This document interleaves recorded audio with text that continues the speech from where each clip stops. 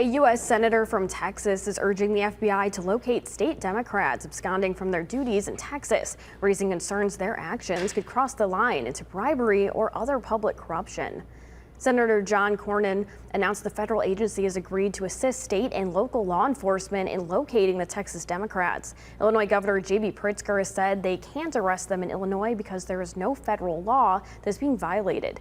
Some of the 50 Texas Democrats that left Texas arrived in Illinois Sunday in an effort to block a quorum and halting votes on new maps for Texas's congressional districts.